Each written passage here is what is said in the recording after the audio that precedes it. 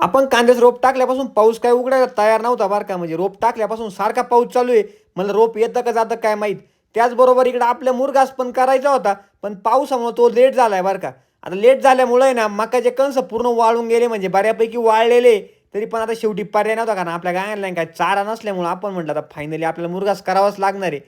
आता या पावसामुळे आहे ना शेतकऱ्याची अशी बिकट कंडिशन झालेली आहे.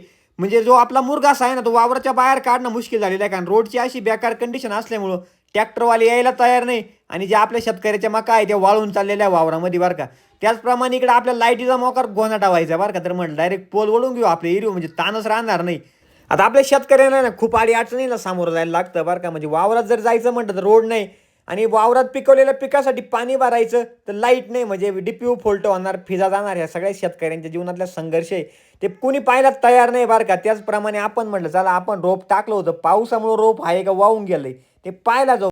तर मग काय गेल्या गेल्या वावरात आपण रोप पाहून घेतलं बरं का. तर कुठं मुळं आहे ना पावसामध्ये रोप आपलं झोडपलेलं आहे. मग आता आपलं मुरमाट वावर असल्यामुळं काही एवढा पावसाचा इफेक्ट झालेला नाही बरं का.